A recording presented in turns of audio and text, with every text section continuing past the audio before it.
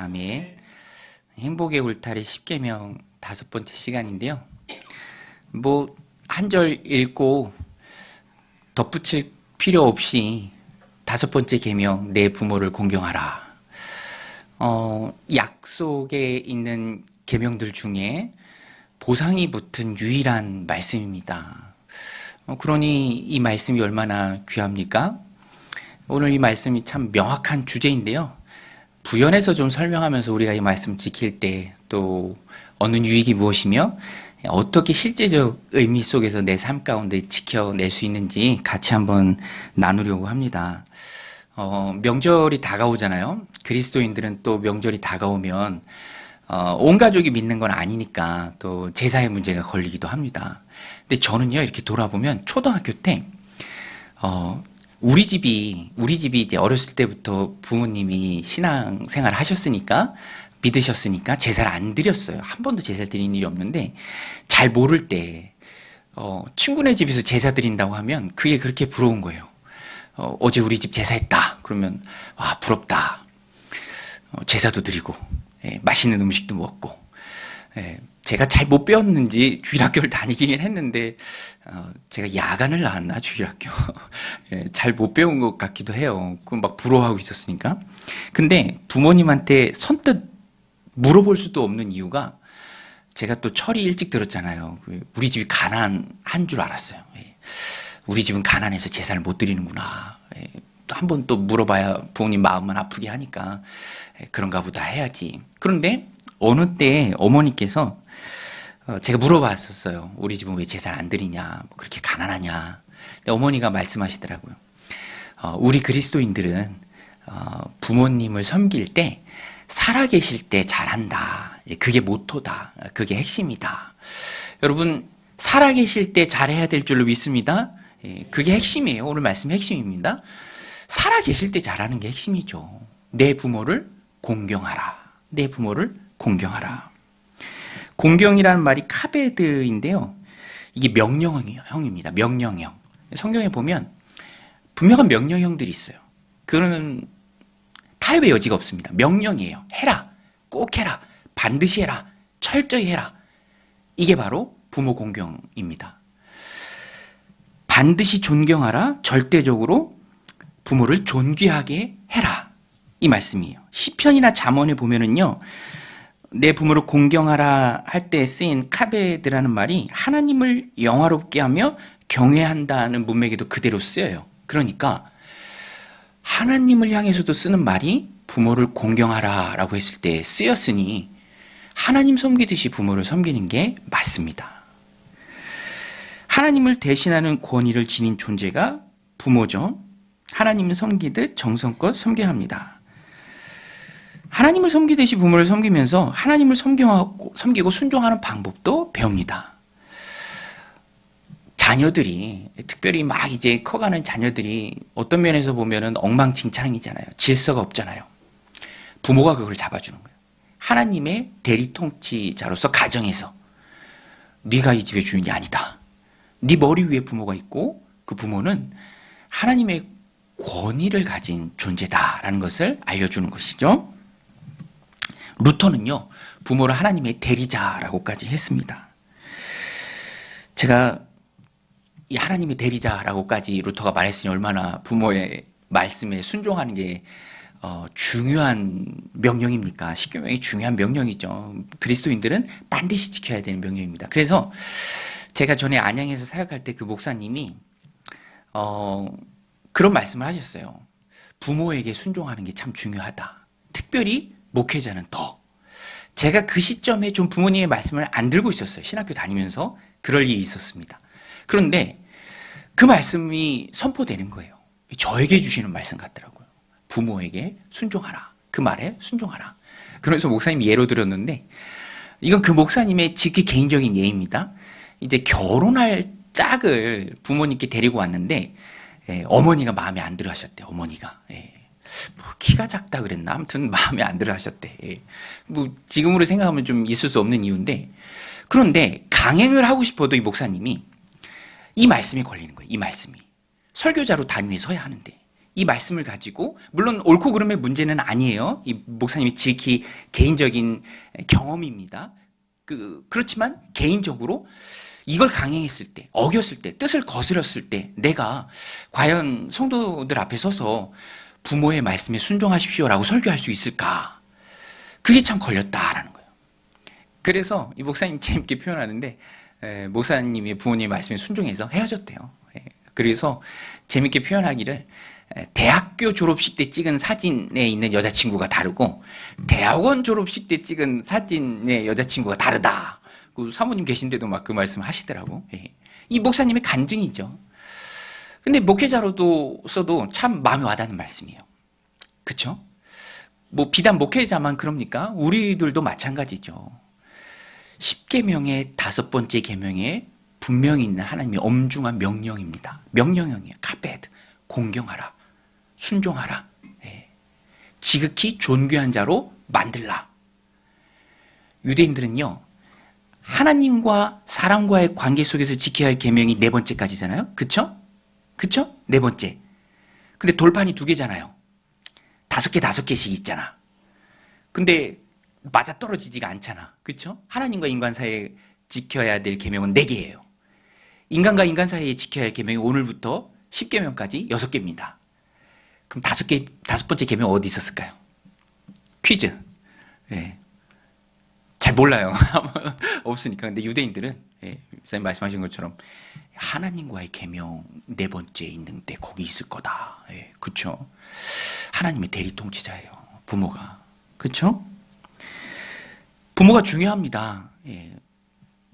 아니 뭐 부모가 뭘 중요한가, 태어나게 그냥 도와줄 뿐이지 그렇지 않아요. 이렇게 생각하면 안 됩니다.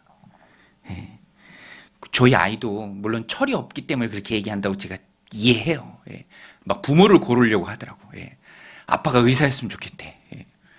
웃으시라고 하는 얘기입니다. 아빠가 의사였으면 좋겠대. 아빠가 저기 수학 선생님이었으면 좋겠대. 그러면 수학도 잘 가르쳐주고 막 그러잖아. 철없는 소리죠. 그죠? 하나님이 정해주신 겁니다. 뭐 걔가 그렇게 얘기하는데 그런 식으로 따지면 나라고 뭐 할 말이 없을까? 그렇죠? 나도 사실은 나도 선택할 수 있었다면, 근데 그런 차원이 아닙니다. 하나님이 정해주신 부모예요. 그렇죠? 하나님의 대리 통치자다. 그래서 부모는 너무너무 중요합니다. 인생에 있어서 너무너무 중요해요. 왜냐하면 부모님의 가르침이 저도 그래요. 저도 참 신기하게 그 예전에 아버지한테 들었던 그 말 그대로 내가 지금 우리 아이들한테 하고 있어요. 야, 이 쌀 한 톨이 이 밥상에 오르기까지 얼마나 그 농부의 수고와 땀이 있는 줄 아니. 뭐 그런 얘기도 하고. 근데 그게 오늘 우리를 만들지 않았나, 나를 만들지 않았나. 그렇죠? 그런 가르침이 사랑이 담긴 가르침이에요. 부모의 가르침은 사랑이 담긴 가르침입니다. 그래서 그것들이 순간순간 떠오르고 그것을 통해서 내가 빚어졌음을, 그래서 부모라는 존재가 가정에 있어서 너무너무 중요하다라는 것을 우리가 깨닫습니다. 그래서 우리가 부모를 공경해야 하는데요. 부모를 공경하는 자에게는요, 이 세상에서 구체적인 상급이 주어집니다. 내 부모를 공경하라. 요건 짧아요. 그 다음에 오는 말씀이 그렇게 하면 거기에 따라오는 축복입니다.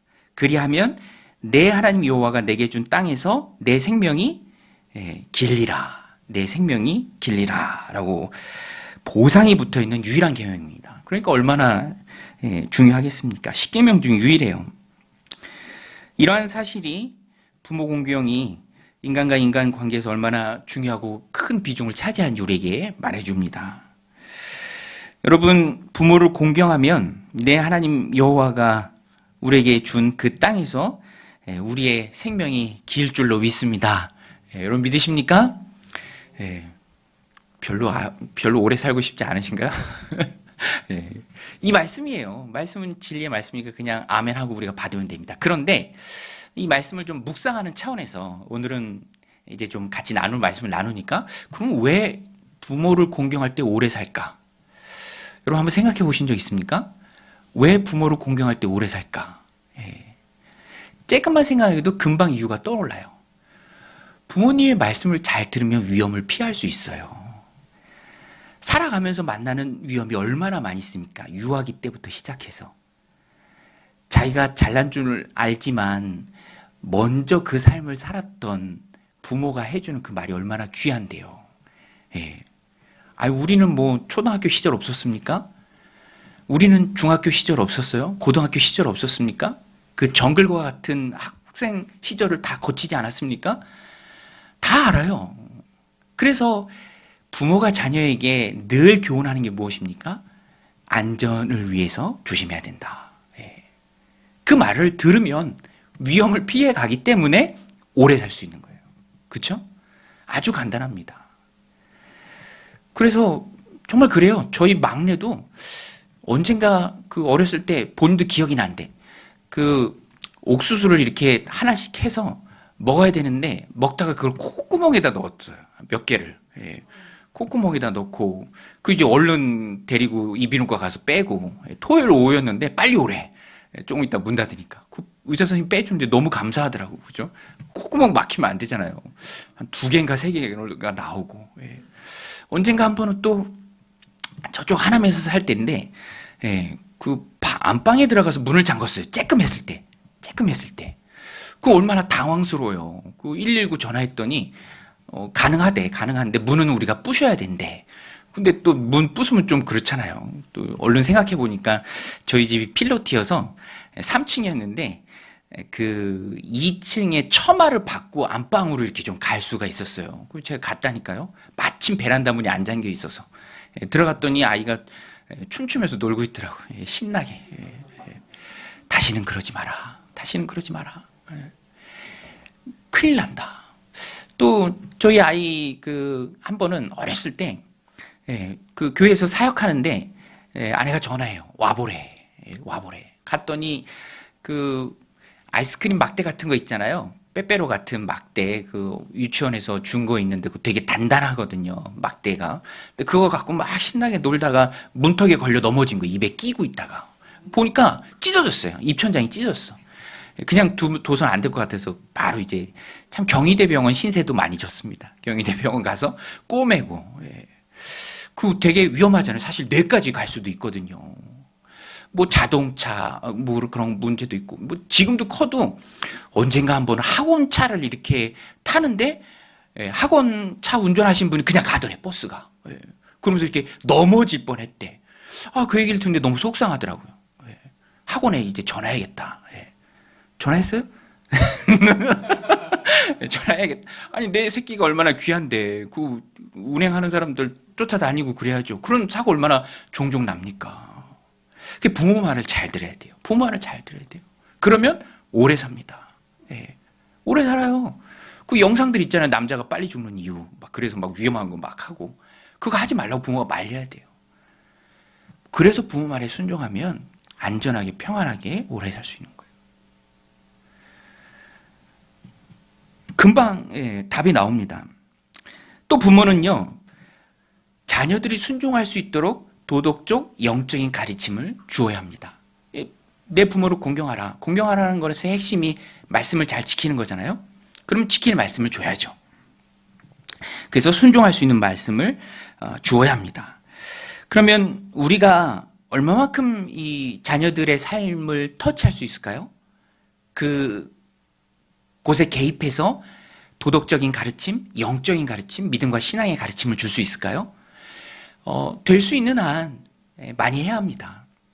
물론 또 아이들이 의지가 있기 때문에 뭐 전체적으로 다 할 수는 없어요. 스스로 하는 법도 배워야 하니까. 그런데 제가 읽은 책에서 저의 이제 기독교 윤리 가르쳐줬던 교수님 그 책인데 저는 참 그게 동의가 되더라고요. 다른 건 다 차치하고 뭐 맡길 수도 있고 아주 깊숙이 개입하지 않을 수도 있고 지분으로 보면 자녀는 항상 51이에요. 본인의 인생을 본인이 결정합니다. 51% 퍼센트 지분이 있어요.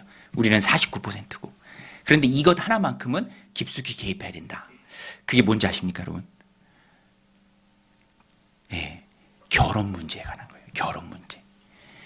믿음과 신앙 안에서 결혼하도록. 바울도 말하잖아요. 믿지 않는 자와 멍해를 같이 하지 말라. 멍에가 한 쌍이에요. 그러니까 소 두 마리를 이렇게 위에서 거는 거예요. 두 마리가 한 쌍으로 결의를 하잖아요. 근데 그 멍에가 같아야 돼요. 소의 체격도. 소와 양을 같이 결의할 수 없어요. 그러면 보폭도 틀리고 보폭도 다르고 또 힘도 다르기 때문에 발을 맞춰서 앞으로 나갈 수 없어요. 아무것도 안 돼. 그냥 짐이야 서로가. 그래서 다른 것에는 좀 자율권을 둬도 부모가 도덕적 영적 가르침을 줄 때 너가 나를 공경해라 존경해라 할 때 우리가 양보해서는 안 될 것 믿음과 신앙 안에 짝을 지어주는 거. 이게 참 중요합니다. 중요해요. 이게 안 되면 사실 이 말씀을 지키려고 할 때 믿는 우리 앞에 유혹이 되는 게 능력이 좋아, 그렇죠? 대기업의 아주 탄탄한 직장에 연봉이 되게 많아요, 그렇죠? 그리고 막 인물도 좋고 집안도 좋고 뭐 자상하고 뭐 다 아무튼 다 가졌어요, 그렇죠? 그런데 신앙이 없어, 믿음이 없어. 그러면 이제 고민이 되죠. 또 사실 그 부분에 있어서 많이 타협을 하기도 합니다. 그런데 많은 임상 사례를 봐도 그때 이제 물러서면 안 된다라는 거예요. 그때 물러서면 안 된다. 목사님들도 그러는 경우가 많이 있어요. 목사님들도 이 믿음과 신앙이 우선인데 이제 그런 부분에서 좀 뒤로 밀릴 때가 좀 있죠. 성도님들도 그럴 때가 많이 있습니다. 그래서 제가 예전에 아주 오래전에 들었던 그 설교인데 어떤 청년이 많은 교회에서 이제 목사님이 설교하면서 이제 뭐 칭찬한다고 뭐 굳이 말 안 해도 되는데 어떤 청년이 있는데 그 청년이 진짜 믿음도 좋고 이제 칭찬한다고 그냥 구체적으로 얘기했나 봐요. 11조를 뭐 당시에 이제 지금으로 하자면 한 달에 한 500만 원씩 11조를 한다. 막 그렇게 얘기를 할 때 칭찬한다고. 그러고 집에 갔더니 계속 전화가 오더래요. 그 청년이 누구냐? 누구냐? 알려달라. 근데 그만큼 이제 많은 부분에 있어서 물질적인 것에 가 있죠. 그런데 우리가 믿음과 신앙 생활은 다른 어떤 것보다도 중요하죠. 그래서 그런 부분에 있어서는 타협하면 안 된다. 제 친구 목사님이 있는데 그 친구 목사님 제가 수시로 전화가 와서 상담을 하는데 이제 부부관계가 안 좋아요. 근데 첫 단추가 잘못 껴졌어. 그래도 이 목회를 같이 하는 조력자 사모라면 사랑해서 결혼하는 것도 있지만 사모라면 여러 가지를 좀 꼽아야 되거든요. 그런데 이 친구가 그 부분에 있어서 이걸 꼼꼼하게 하지 않은 거예요. 이제 막 믿는, 이제 막 예수영전 모임 같은 거 하고 이제 막 세례 받은 어떤 외적인 증거가 전혀 아직은 보이지 않는 그 상태에서 그냥 결혼을 해버렸어요. 그런데 시간이 지나니까 믿음이 있은 줄 알았는데 믿음이 없는 거예요. 그래서 나 사모 안 해. 그리고 이제 자녀도 있는데 자녀도 교회 못 가게 하고. 얘기를 들어보면 그냥 딱 귀신 들린 그런 짓을 하더라고요. 그럼 그 어떻게 하겠습니까? 가정도 지켜야 되고. 너무너무 힘든 거죠. 또 한 가지 우리가 부모의 말씀에 공경하라, 부모를 공경하라, 존귀케 하라 할 때 허용 범위가 있습니다. 허용 범위, 그렇죠? 에베소서 6장 1절에 보면 부모에게 순종하되 앞부분에 전제가 붙는데 뭐라고 돼 있냐면 주 안에서 순종하라라고 돼 있습니다. 주 안에서 순종하라, 그렇죠? 그래서 주님의 주 안에서 순종하라라는 말씀은 주님의 뜻과 진리가 허용하는 범위 안에서 순종하라라는 거예요. 우리가 뭐 다 한꺼번에 믿음 생활을 하진 않잖아요. 믿음 생활로 들어오는 그런 시기가 다 다르잖아요. 자녀를 할지라도 부모를 할지라도 자녀가 먼저 믿을 수도 있잖아요. 뭐 보통의 부모가 그거 믿음 생활 해라, 내가 지원해 주겠다 하면 좋은데 뭐 그렇지 않을 수도 있잖아요. 근데 저희 카페에 이렇게 오는 아이들 대부분 이렇게 다 착해요. 정말 아이들이 순수하더라고. 근데 어떤 아이도 참 순수하고 재밌는데 걔는 김치가 그렇게 맛있대. 그래서 김치 좀 달래, 교회 와서. 그래서 냉장고에서 김치 꺼내주면 구운 계란이랑 그렇게 맛있게 먹어요. 근데 이제 아빠한테 전화가 오는 거예요. 근데 안 받아요. 왜 안 받니? 그런데 교회 가면 아빠가 혼내킨대. 그래서 뭐 이렇게 초청장 같은 거 이렇게 주면 핸드폰 케이스 안쪽에 이렇게 두더라고요. 안 받고. 평일날 그냥 놀러 오는 것도 그러니 평일날 그냥 놀러 오는 것도 그렇대요. 아버지가 이제 영적으로 보는 거예요. 그리고 언젠가는 엘리베이터 앞에서 만났는데 조금 슬프게 저한테 얘기해요. 목사님 이제 교회 못 놀러 가요. 아빠가 알았어요. 가면 안 된대요. 그 초등학교 쬐그만 애인데 그때도 이제 그런 부모들이 있어요. 뭐 저희 학생부 때 다닐 때는 그 교회 누나들이 이렇게 보면은 진짜 막 성경책 찢는 아버지 막 불태우고 막 그러는 진짜 센 아버지들도 덜어 있고, 막 이렇게 예전에는 막 그랬다죠. 교회에 막 찾아와서 막 끌고 가기도 하고 막. 뭐 지금은 좀 덜할지라도 뭐 그런 경우도 있을 수 있잖아요. 그러면 어떻게 됩니까? 오늘 이 5계명 배치되지 않나요? 부모 공경하라면서요. 어떻게 해야 됩니까? 주 안에서 순종하라. 주 안에서 순종해야 됩니다. 그래서 그 순서는 명확해요. 부모가 믿음을 버리라. 교회 가지 말라. 그러면 더 잘해져 우리가 더 잘하고 더 설득하고 더 노력을 끊임없이 하고 내 진심이 전달되도록 하고. 이 영적인 싸움입니다. 혈과 육의 싸움이 아니라 영적인 싸움이에요. 물러설 수는 없어요. 물러서면 제가 그런 분들 참 많이 봤거든요. 물러서면 다시 회복이 안 돼요. 믿음이 있는 것 같죠? 그 믿음이요 금방 날아갑니다. 믿음이 좋은 것 같죠? 센 것 같죠? 내 안에 있는 믿음의 창고에 믿음이 가득한 것 같죠? 한 주만 교회 빠져보세요. 2주만 빠져보세요. 3주만 빠져보세요. 막 낯설어.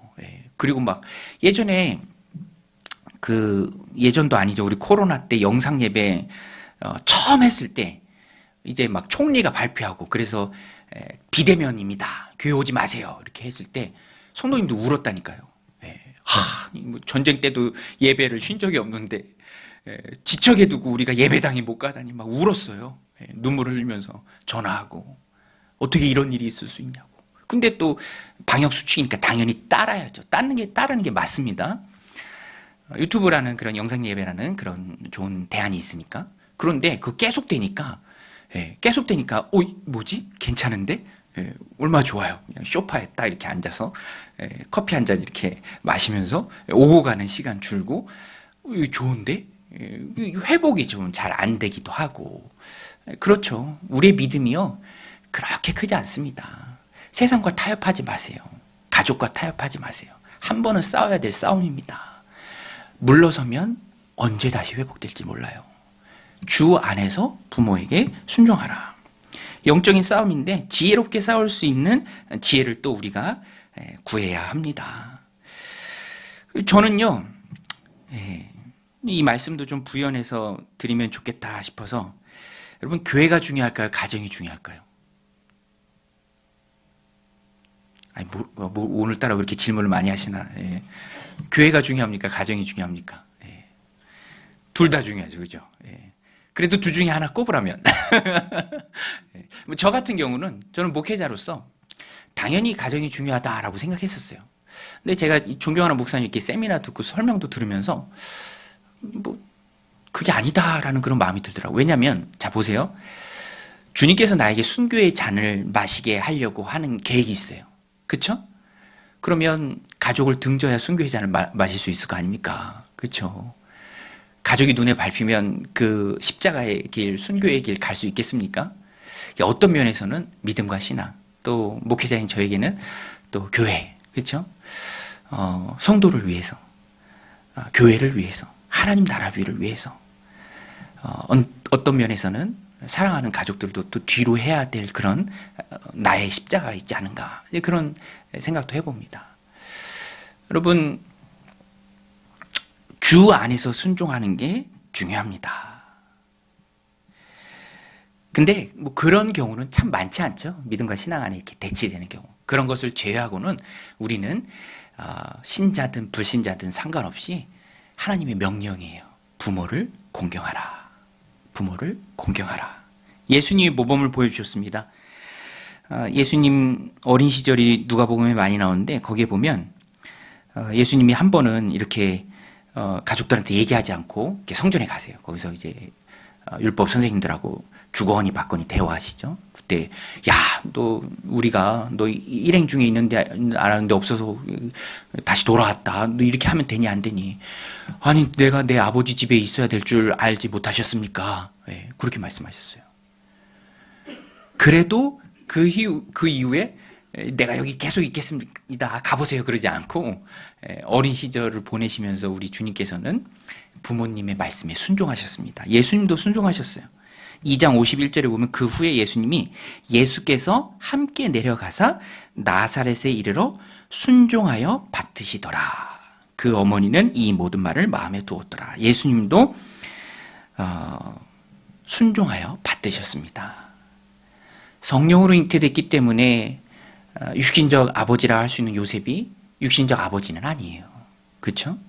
그렇지만 순종하여 받드셨습니다. 하나님이신 주님께서도 부모님의 말씀에 순종하여 받드셨습니다. 오늘 우리도 순종하여 받들어야 합니다. 오늘 모여서 예배드리는 여러분들의 삶의 형편이 다 다르죠. 저 같은 경우도 있고, 그렇죠? 이제 며느리를 보신 분들도 있고, 손녀가 있으신 분들도 있고. 그렇지만 부모님이 계시다면 부모의 말씀에 순종해야 하고요. 또 내가 부모라면 그들이 순종할 수 있는 영적인 도덕적인 가르침을 잘 주어야 합니다. 위에서 기도해야 되고요. 그 모든 명령이 이 말씀 안에 담겨 있습니다. 예수님이 보여주셨던 그 모범대로 이런 거 저런 거 다 생각하지 말고 설 명절에 하나님이 주신 귀한 부모에게 공경하고 경외하고 순종하는 저와 여러분들이 다 되시기를 주님의 이름으로 간절히 축원드립니다. 우리 아까 불렀던 찬양인데요.